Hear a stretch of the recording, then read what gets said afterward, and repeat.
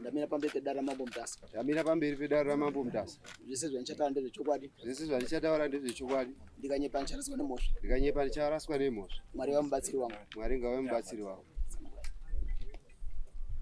Pamusoro ichangamira. Pamusoro madzisha.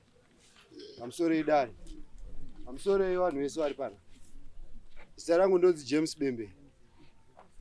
Ndogarawo Honde Valley, huku raGaritsindike.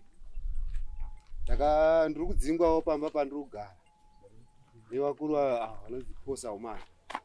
Pamba apa ndopandakaberekerwawo. Ndikakurirawo ipapo, ndikaitawo mhuri yangu tiri ipapo. Baba wangu akashaya 2022. Saka 2023 muna August ndo pakatanga nyaya iyi. Vakuru ava vakasangana namama. Ina ndiri kuoko Harare kubasa. Vakasangana namai vari kubva kuchechi iri Friday. Ndipo vakaridzira mhai muridzo. Vachibva vamhanyira mhaiyo. Vachibva vataura nyaya yavo yavakataura. Saka mai vakazondifonera ndiri kuHarare kuti no mwanangu kunoku ndiri kusangana nemashoko ekunzi pamba patiri kugara kwazi hapasi peduba. Mama saka mama akati saka ndodi kwazi asi wanditi uya kumba kwedu. Dai mambomira mama pandichauya ndo ndikauyawo tochienda kwaSabhuku tochitaurawo nyaya dzacho tochidzwawo nyaya dzacho. Zvikanzi alright mama haana kuzoenda kumba kwavo vagara gore rapera August. Tagara ndobva ndazoti kupera kwaAugust kwacho ndobva ndakumbira kubasa. Ndikati rumbokumbirawo ndine nyaya iri kundinetsa kumusha. Zvikanzi alright enda. Ndobva ndakwira bhazi ndauya kumusha kwaHonde. Ndasvika paya kobva ndaenda ndaona Sabhuku wangu. Sabhuku ndauyawo ndakafonerwa namai achiti kuna Posa Umana auya pamba achiti yadhi vaipo papa makagara. Ndikati saka rekezai ndiende kwaSabhuku. Sabhuku vandaenda vandamutaurira. Sabhuku akati no nyaya yako ndaizwa. Ngatiende kumba kwavo tonyatsonzwisisa kuti zvinhu zvazviri kufamba sei. Zveshuwa takasimuka inini naSabhuku nemupurisa waSabhuku. Tobva taenda kumba kwa mukoma Po. Tasvika takatanga kusvikira kumba kwemunin'ina wavo ndio Sabhuku. Kobva tatsanangurawo nyaya yacho. Sabhuku tauyawo inini ndakazwa mukoma Po ari kutaurira mhai achiti ibvai pamba apa ndepedu. Saka zvandinetsawo kuti inini sinzi kugara kwese uku handizviziba kuti ndo mamiriro azvakaita. Zveshuwa Sabhuku akabva vazotumirwa munhu kumba kwavo. Akangogarawo padhuze nemunin'ina wavo Sabhuku. Kobva watumirwa akanga wasipo wabuda. Zvikanzi wabuda munozotsvaga rimwe zuva mozouya futi kana waripo. Ndikati alright zvakanaka. Ndikati asi tiri kudii ndiri kubasa ndatokumbirawo. Zvikanzi munozotsvaga rimwe zuva wozouya. Zveshuwa ndakabva ndabva kumba kwana Po. Kobva ndadzoka kumba. Kobva ndakwira bhazi ndadzoka kuHarare. Tagara gore rapera gore rinoi muna July ndipo vakabva vauya futi vakazoya nemunin'ina wavo kumba kwaSabhuku. Kobva wataura. Zvikanzi atauya takati awanga wabve apo vari kugarirei. Sabhuku akataurawo zvaakataura nawo. Mama wanga wasipo. Mama wakazouyawo pamba. Kobva wazodedzwawo naSabhuku avo vanga watoenda kumba kwavo. Sabhuku mama paakaenda kwaSabhuku ndopakataurawo nyaya yacho. Akati ndazwa mandidaidza. Zvikanzi Sabhuku zveshuwa ndinda kudaidzai. Wana Posa Umana wauya wachiti ibvai pamakagara apo yadhi yedu. Saka ndo nyaya yavari kutaura. Saka menoti munoti kudii nazvo. Zveshuwa mama akandifonera ndiri kuHarare. Mwanangu nyaya iyaya yegore rapera iyaya yatanga futi. Saka wana Po wauya wati ibvai. Ndikati alright mama ndazvinzwa. Ndikaita mukana pakati papa ndichauya futi titaure sezvo gore rapera wakangoti unozotsvaga futi rimwe zuva. Zveshuwa ndakabva ndakumbira kubasa kumwe gore rinoi muna pera kwaJuly apo. Ndakumbira futi kubasa. Kobva ndauya. Ndakasvika pamba paSabhuku. Sabhuku ndauya kunyaya iyaya. Wadaidzeyo wana mukoma Po wauye tizwe nyaya yacho. Zveshuwa Sabhuku akabva vafonera ngomapo uyai kunoku mwiri yakabembere yauya kuti tidini tizwe nyaya yenyu. Ngomapo wakapindura akati handisi kuuya ikukoko, ndiri kwashi, handisi kuuya ikukoko. Ngavatsvage futi rimwe zuva ravanozouya tozotaura. Zvishuwa Sabhuku akabva ati zviri kutaura izvo uri kuzvizwa. Ndikati ora ndazvizwa asi honai ndambokumbira kubasa, paipa ndakambokumbira zvapa ndakumbira zvekubasa. Zvikanzi aiwa iwe ukazoita mukana unouya. Ndikati alright zvakanaka. Kobva ndadzokera kupera kwaJuly. Kupera kwaAugust ndo pandakabva ndauya futi. Ndichingosvika ndakauya uri musi wa4, musi wa5, musi wa4, musi wa5, musi wa6 ndo pandakabva ndapiwa tsamba yakabva kwaheadman kwaShe Saumani. Zvikanzi uri kudiwa kudare kwaShe. Ko ndakudiwa kudare ndashaisheiko ndatadzeiko. Zvikanzi aiwa iwe uri kutodiwa kudare. Alright. Tsamba ya musi wa7 ndo patakabva tapinda kudare pataenda kwa mambo kwaShe. Ko patasvika kudare kuyakwe patapinda mudare. Zvikanzi naShe nyaya iri kutaurwa naPaul ari kuti ibva pamba paurugara.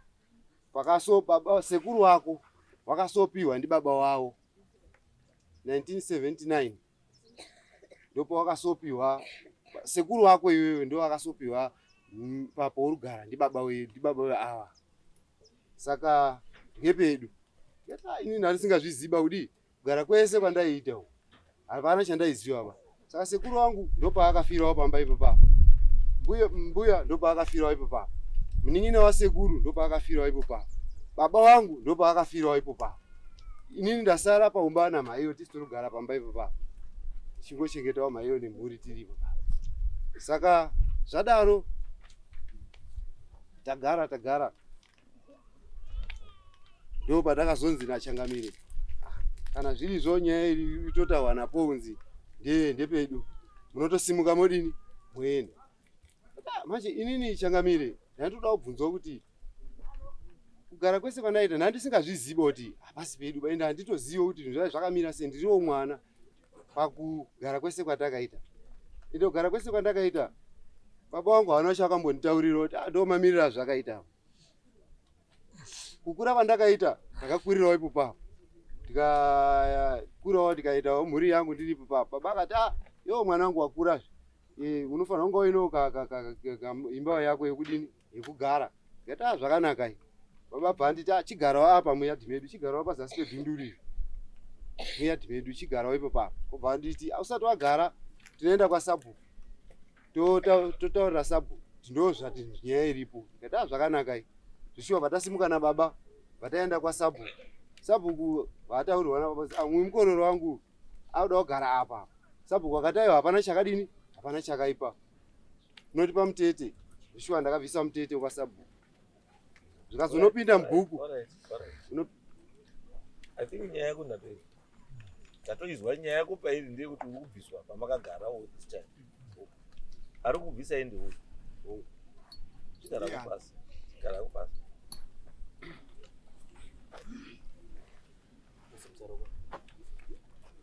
Ndamira pamberi pedera mambo mutasa. Ndamira pamberi pedera mambo mutasa. Yeso ndezve chokwadi. Chataura ndezve chokwadi. Panyariso nemusha.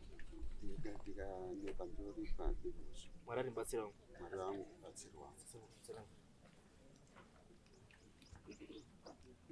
Pamusoro imambo. Itariwedzere izwe. Pamusoro imambo. Yes. Inini zviri kutondikashamadza ngekuti pandiri kutaura apa inhaka yemadzibaba angu. Baba vangu ndivo vakaita munda uyu ndevabvunda mutupo wakapiwa baba vangu. Saka munda wababa vangu.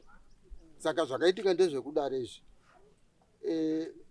Sekuru wake ushu mazuva evanhu vakupinda mukipi, vanhu vakapinda mukipi ava vatori nostendi yavo nemunda wavo wabvunda mutupo.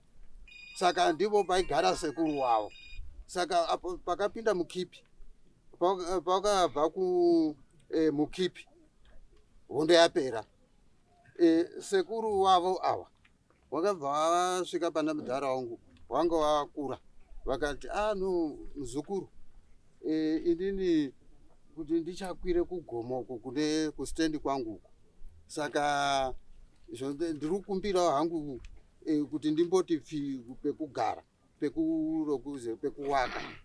Saka baba akati iwe handiti une mhuri here iwewe? Zvakati no inini ndepangu nemudzimai wangu apo ndiri kungoda hangu pekudini, pekuti mhuri inodini inozvionera stendi iriko yavo yemucharo. Saka zvadaro baba wakabva wangu wapa pastendi apa wakawapa right. Wadaro wakabva wagara iwo sekuru wavo svikira waibva wafa. Wafa kudaro mudzimai wacho akangosara aibva afa futi. Ava manje vaitoziva kuti aiwa stendi yedu tinayo kugomo kwavakanga vachigara, ndiyo yanga neminda yavo ikoyeyo, ndio kwavakapegerwa kuti wagare ikoko. Saka takazoona baba ava wake iyeyuyu akuisa iyeyu mukororo wake mumunda, ndipo takati iyazve wakuzovaka mumunda umo, havazivi here kuti minda iyi haisi yavo. Saka ndipo ndakazoti hatichitaurirane navo. Saka iwo manje takabva taona kuti tikati titaurirane tega hazviti. Tikati ndobva ndaenda kwaShe Saumana, ndobva ndasvikako ndobva tamutsanangurira nyaya iyi.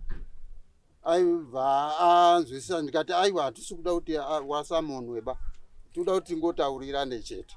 Saka takabva tadini, wabva wadaidzwa, wakanyorerwa tsamba yekudaidzwa kwaShe Saumana, tibva tasangana ikoko. Waibva tangotaura izvo handiri kutaura izvozvi. Aibva angotaurirwa kuti munda ndewabvunza mutupo, waridzei munda awa chichini tsvagai kwekudini nzvimbo yenyu yekugara.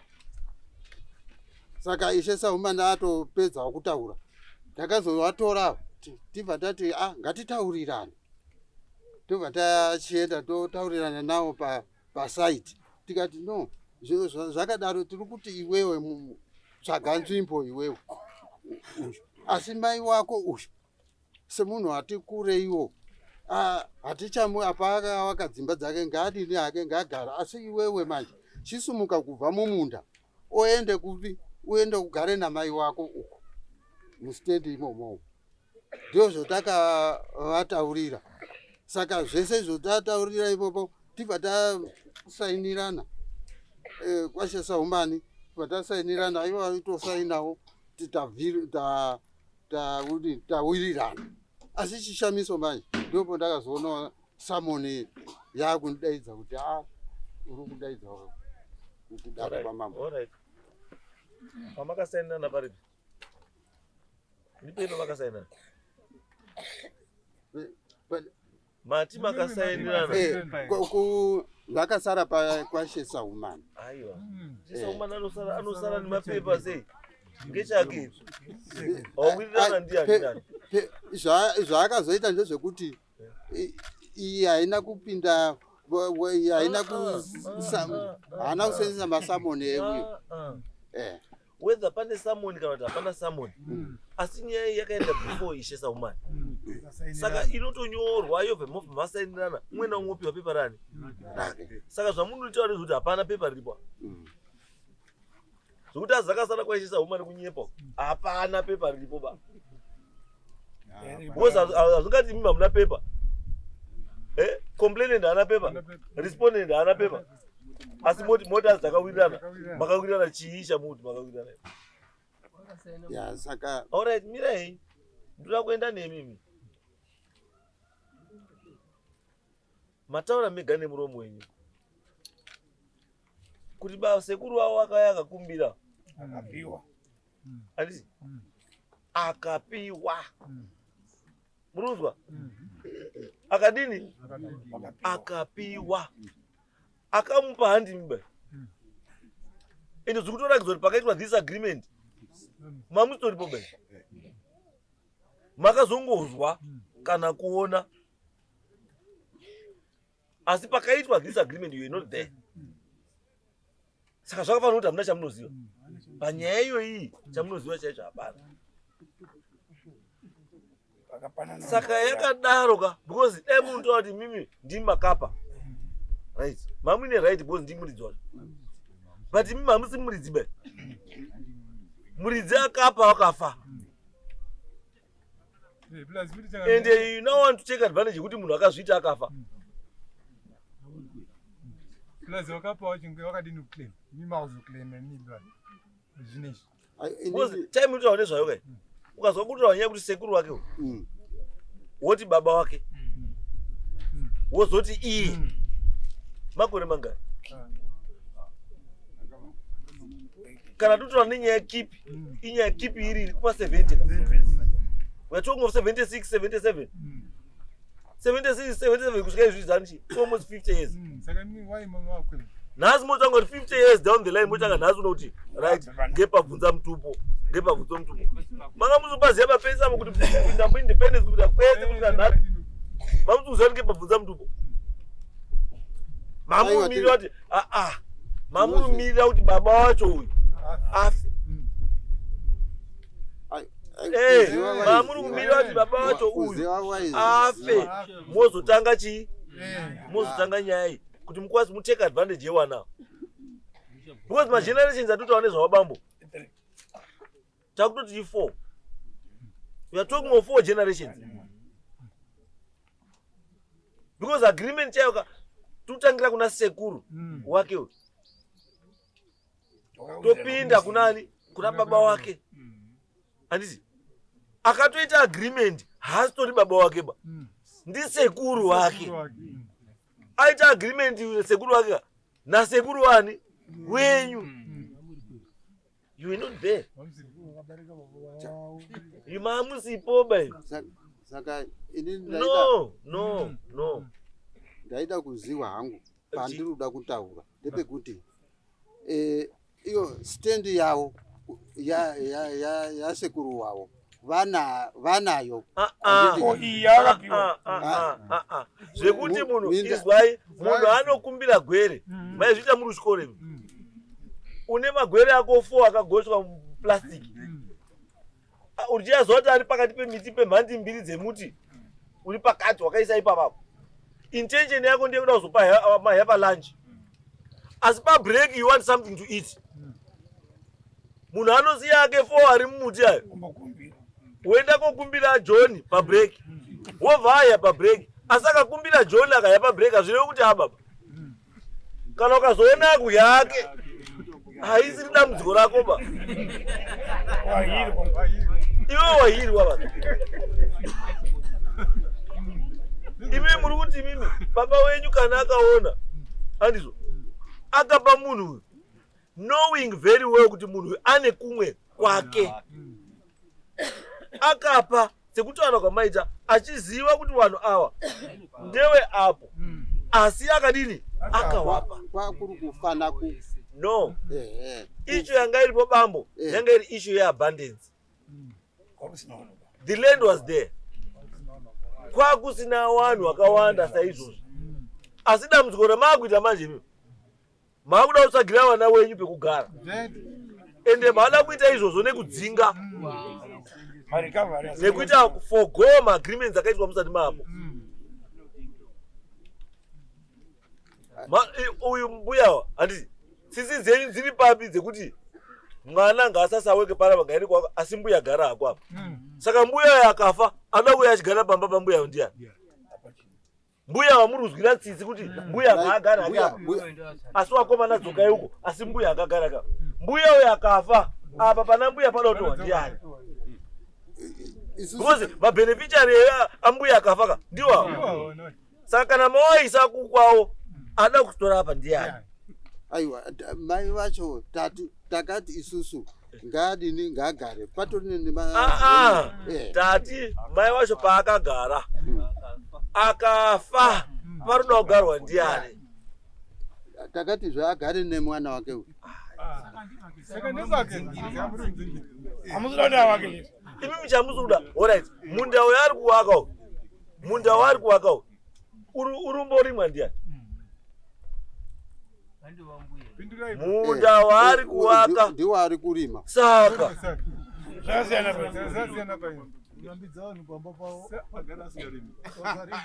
Munoti rima heyu asimusa wake. What are you saying? Pawanga wasikapa waki, papa sina need yekuwaka.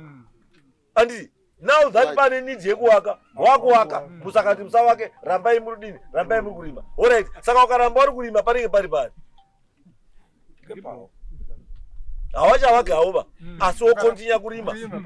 Panenge pari pari. Inini ndiri kuti. Madzibaba Wakapa. Tati sekuru, bambo, izwai bambo. Tati, mati musa wake, asiri mai.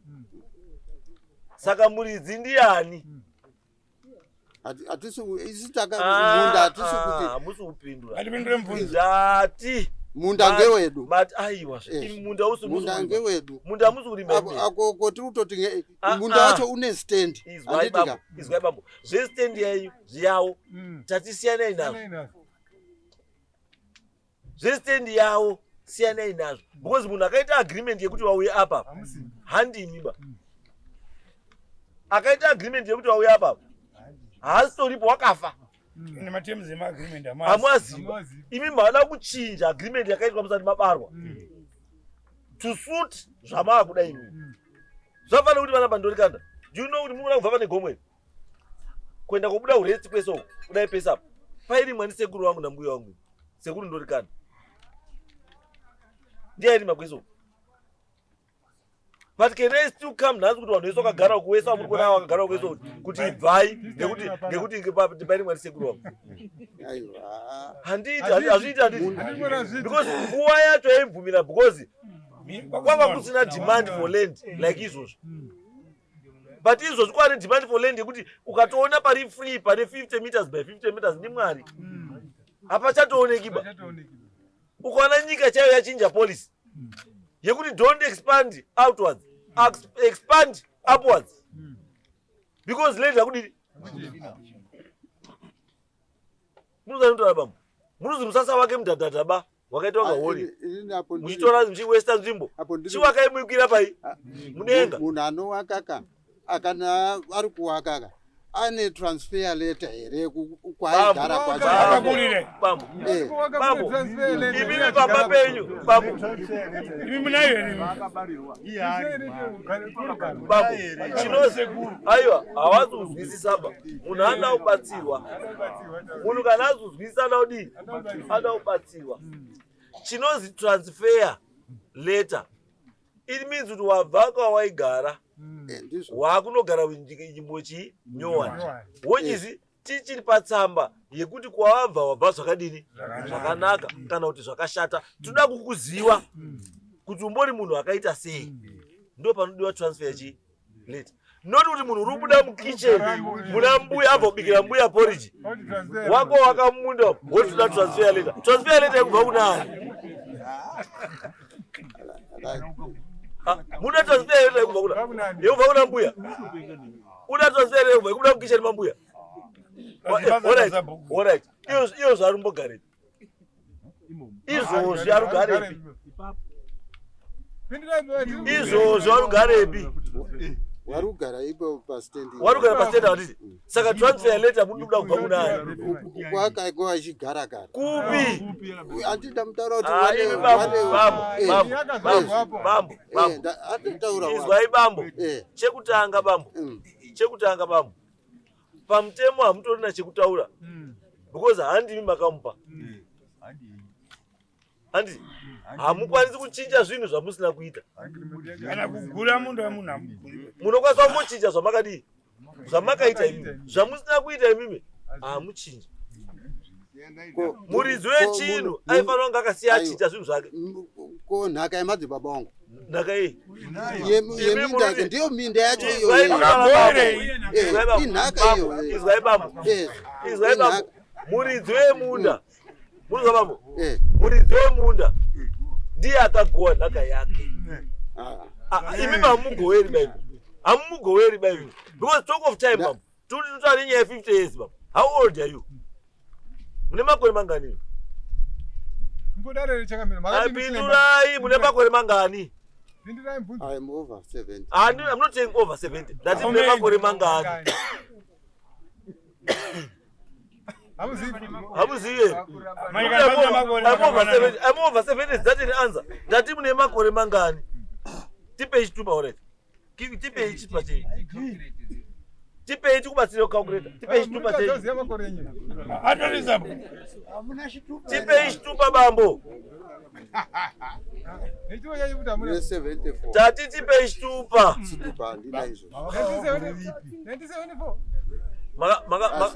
Magazo wagore lipi?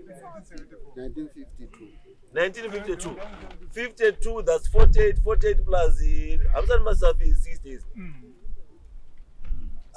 70 years, I'm sorry, myself. 52 to 2000, that's 48 plus 24. So I say 74 years, he said 74 years, he be a mutu on a bamboo. You don't come on. Come on, Mangani. 36. 36. And 36. Baba wako akafari 2022. Baba wako akafa 2022. Aini makuri mangani.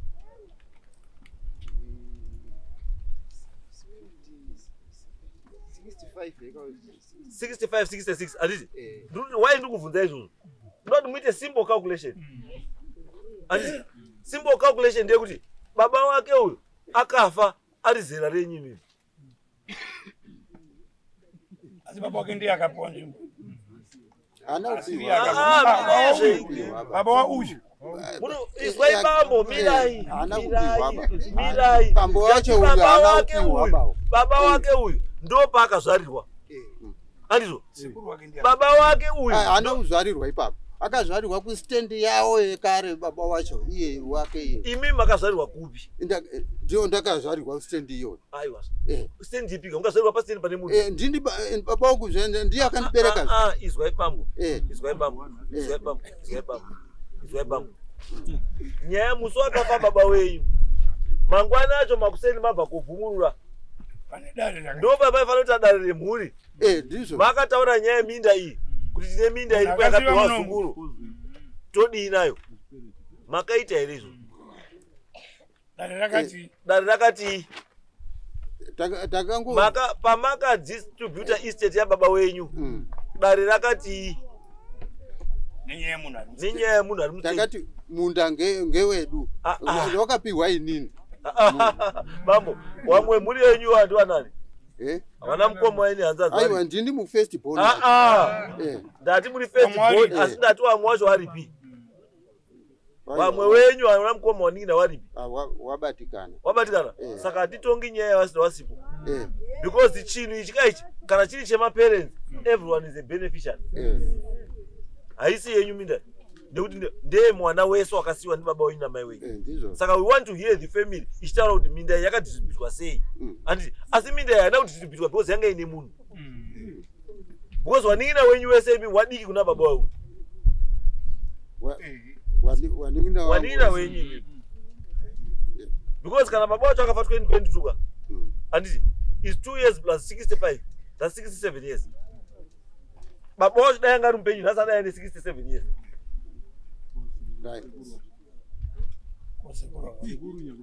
Kosekuru wacho akaenda kukumbira minda because akakumbira minda asi baba wako.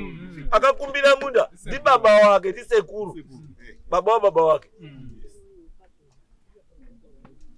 Saka muda kunozvichinjira ku third generation. Ndoti munda magarira akaita munda wachoka. Kani bambo. Zvekuti munda nyangori pakati pemusha. Amuchazvichinji because ndimaka muridzo yemunda ndiye akapa. You cannot change that. Mauti munochinja mutare payakavakirwa. Mirai. Wana we ma evidence yacho kuti wana we. Ma evidence yacho. Ndikuti pano sainirwa naka panonga ari kupana vasainirana. Ora tipei pawakanyorerana. tipei pawakanyorerana sekuru wavo kuti ndepei. Gara pana paurimi. Auwaki. Tipei pawakanyorerana. Sekuru wenyu imimi na sekuru wavo pawakanyorerana. Tipei. Tipei. Chiri kukupa isimba rekuti muti sekuru wedu akataura zvakati. Tipei. Munda wachoka. Ndewa zvekuti ngewani awa inoti wani tati tipei tsamba dzinorakidza kuti zvamuri kutaura ndo zvaizvo zvari kutaura ndezvekunyepa asi zvenyu zviri correct inzai pazvakanyorwa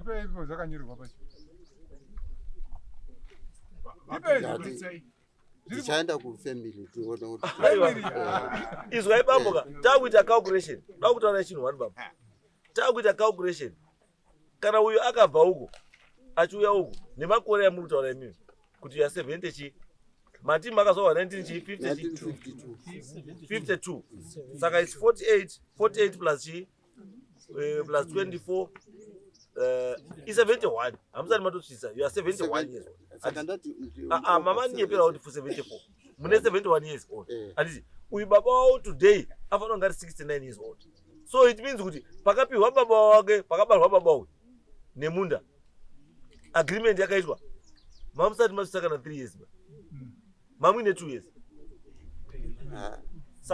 pakaenda vanhu muhondo pakaenda makipi izvo hazvina basa ndati pakauya vanhu apa nemakore amuri kutaura anditi it means kuti pakaitwa agreement iyi mamwe ne 2 years ivi kana kuti mamusati matobarwa because kana muri kuti uyu wakazouya tataberekwa ndo taitorima kaminda yacho aiwa taitorima minda iyo izwai bambo bambo munozwa ere bambo zvakutaura kana mai murima imimi anga muri mai murima saka pakapirwe imuri yo muchirima imi kana mamuri murima pakapirwe imuri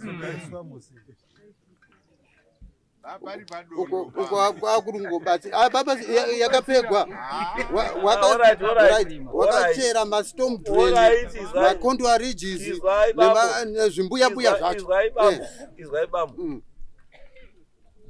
zvinhu zvakaitika before hondo nezvimwe zvakaitika pakati pehondo nezvimwe zvakazoitika after hondo zvimwe zvacho hazvichachinjiki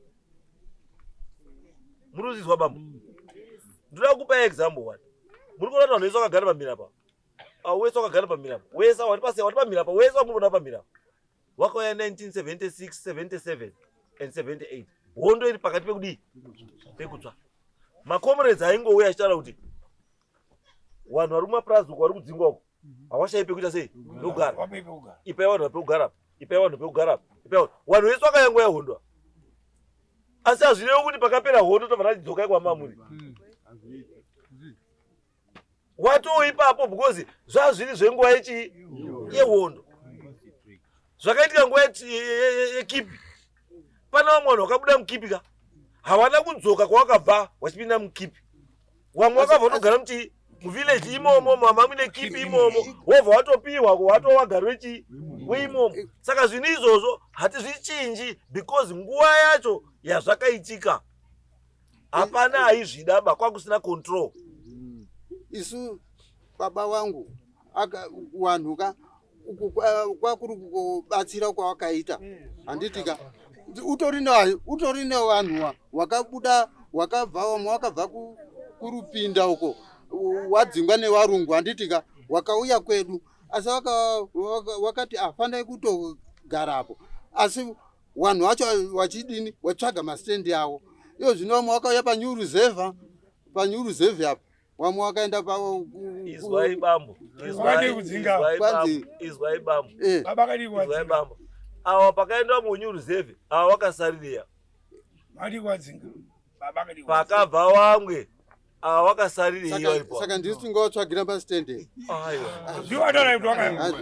bambo izwai kutaurei bambo imimi bambo rikai ndikutaurika maane kaelementi kejerasi maane kaelementi kuda kushandisa simba pasingadi chi simba paroda kudii kufunga pane paroda chiwano asi mimi hamusuda chiwano nyaya iripo ndekuti chiendai modaidze mhuri yenyu, mhuri yese youya apa, handiti nemi wacho uyu wouya nani namai wake watoripo mai, handiti right, tochikutaurirai zvekuita way forward, because time yamunototaura kuti 50 years handikwanisi kubvisa munhu agara panzvimbo for 50 years bai. Ndomugarisa achienda kupi? Aiwa, uyu mwana ane makore mangano?